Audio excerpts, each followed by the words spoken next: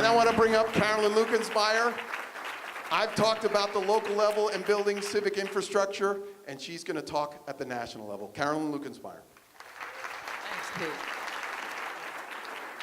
So the reason Sandy asked me to speak is as a result of my work at America Speaks over almost 20 years, I began to understand that combined what deliberative polling does, what citizen juries do, what everyday democracy does, what all of you do, our work is still essentially sporadic, episodic, beginning to be institutionalized, and it will be easiestly done at the local level. But we're a long way from shifting the zeitgeist of how will this become how the public's business is done. So we began to track the issue of what is the necessary infrastructure to support a healthy democracy.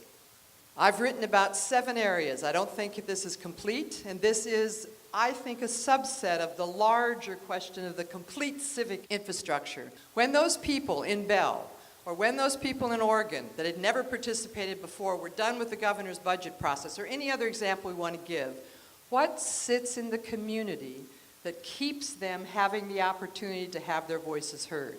And what are the elements of infrastructure where it just becomes natural that a community is informed and behaving democratically? So these are the 7 elements that I've written about in a book that'll be in the bookshelves on the week after the election.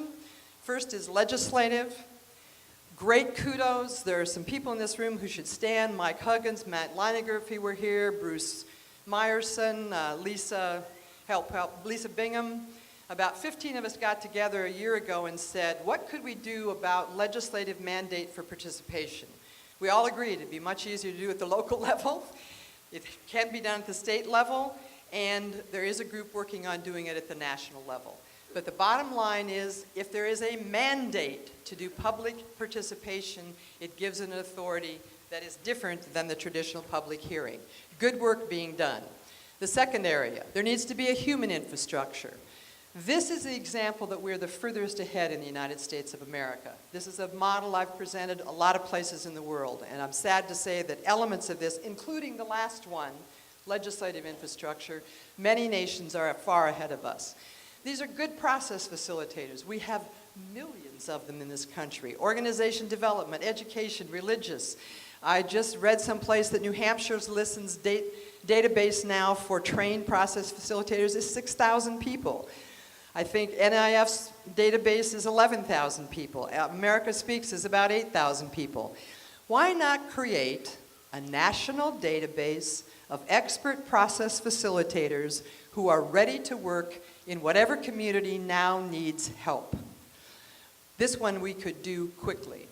This is a big challenge, the organizational infrastructure that makes the link particularly between the most marginalized populations in our communities.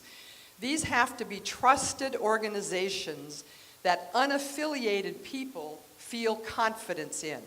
An example, when America Speaks did its work in New York City after the 9/11 disaster, we had to get to the undocumented immigrants because that's the dominant number of people who died in New York, and yet they aren't registered anyplace. So the governor put together a reconciliation process that would convince the employees to, the employer to give the names of the employees so their families could be notified that they had passed away, that they had been killed. So America Speaks sat in those meetings so that we got credibility with the social service agencies working with immigrants in those communities to make an agreement that it was safe to come to listening to the city. So in your communities, assess what group of population in your community has no mediating organizations. How can an existing one expand its function? How can you create a new one? Very often, mediating organizations, they're often 501c3s, they're almost all underfunded. They start out with a really authentic relationship with their community, and over the years they get more focused on their own survival than their community. So it's not just whether or not they exist, it's whether or not they still have an authentic relationship with the community. Okay, safe, accessible physical space. It is stunning how few communities have actual physical space that everybody in the community feels available to access it and feel safe in it. Smaller scale meetings, we need to revitalize the library's role in that position. We need to think about the 24-hour use of schools. We need to think of the existing buildings. And we need to watch in our community when a new structure is being built, particularly a public structure. How can we design it? How can the architecture, the technology infrastructure be well designed for deliberative democracy? The necessary technology. Now this is shocking, but look at anybody's numbers. OECD, the United Nations, the FCC in the United States. We rank about 26th or 27th in terms of our broadband technology being accessible to the geography in our country. There is a very simple reason for this. We have used only a commercial model for where this infrastructure gets laid. Kudos to the Knight Foundation in the 28 communities that they work. I know the Akron story well. They've invested $28 million to make sure that every single house in the Akron county, whatever that county is, actually has access to high-speed broadband. If we started right now on a catch-up to what is standard in countries like Estonia, Latvia, and many of the new democracies, people suggest it would take us 10 or 12 years to catch up to the speed. South Korea is number one that they now operate on, and who knows what speed they'd be by then. Equally important, we often think about laying the wires or the wireless system, but do we actually do the training and the access to use that? I know I'm over time, I'm almost done. Very, very important, a trustworthy, fact-based media.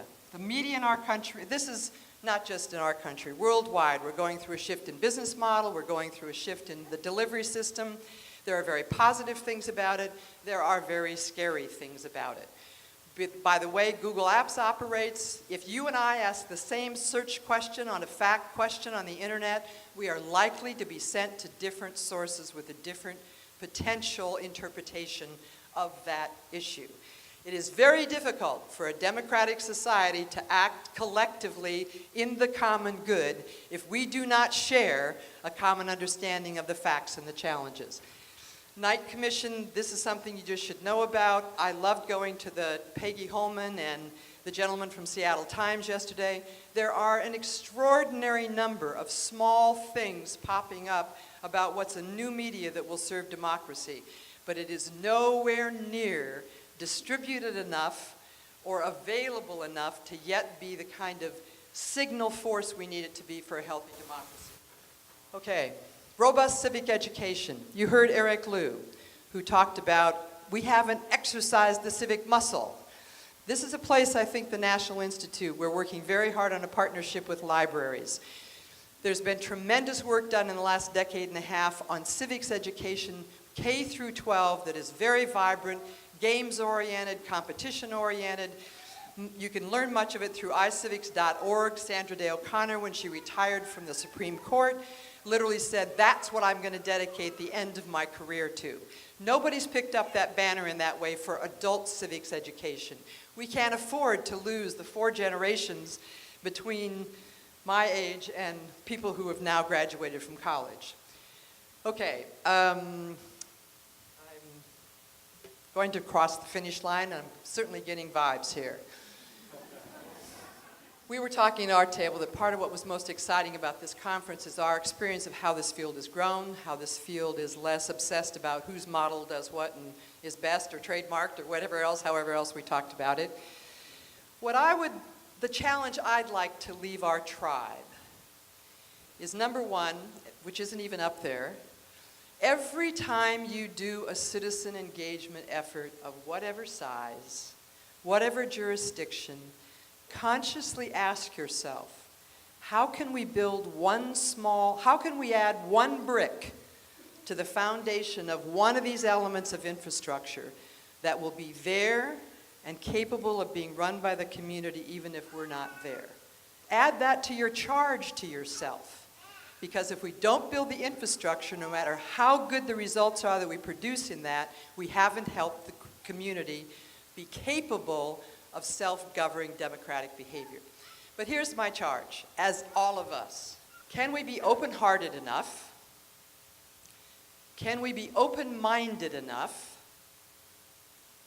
and willing to compromise,